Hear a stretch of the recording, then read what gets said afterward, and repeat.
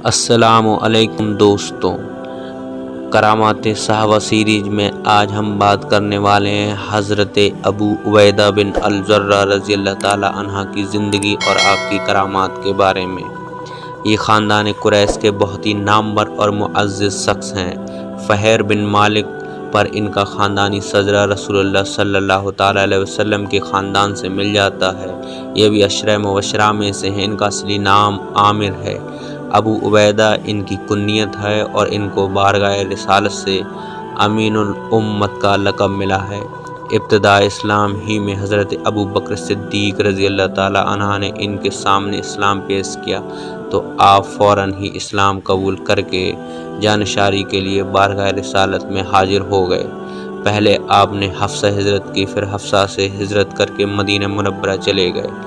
جنگ بدر وغیرہ تمام اسلامی جنگوں میں انتہائی جانبازی کے ساتھ کفار سے معرکہ آرائی کرتے رہے۔ جنگ احد میں لوہے کی ٹوپی کی 2 کڑیاں حضور انور صلی اللہ تعالیٰ علیہ وسلم کے رخسار منور میں چبھ گئی تھیں۔ آپ نے اپنے دانتوں سے پکڑ کر ان کڑیوں کو کھینچ کر نکالا۔ اسی میں آپ کے اگلے 2 دانت ٹوٹ گئے تھے۔ بہت ہی شیر دل، بہادر، بلند قامت اور باروب چہرے والے پہلوان تھے۔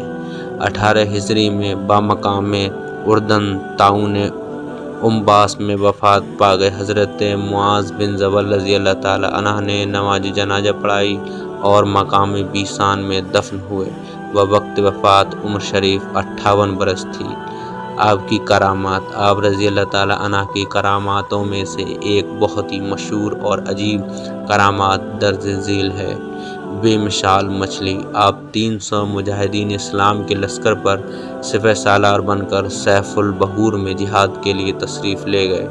وہاں فوج کا راشن ختم ہو گیا، یہاں تک کہ یہ 24 گھنٹے میں ایک کھجور بطور راشن کے مجاہدین کو دینے لگے۔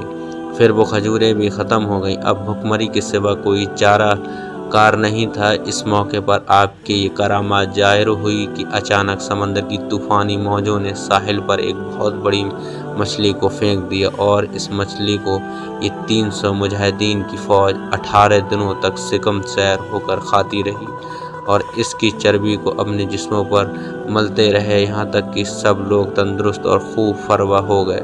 پھر چلتے وقت اس مچھلی کا کچھ حصہ کاٹ کر اپنے ساتھ لے کر مدینہ منورہ واپس آئے اور حضور اقدس صلی اللہ تعالیٰ علیہ وسلم کی خدمت اقدس میں بھی اس مچھلی کا ایک ٹکڑا پیش کیا، جس کو آپ صلی اللہ تعالیٰ علیہ وسلم نے تبادل فرمایا اور ارشاد فرمایا کہ اس مچھلی کو اللہ تعالیٰ نے تمہارا رزق بنا کر بھیج دیا۔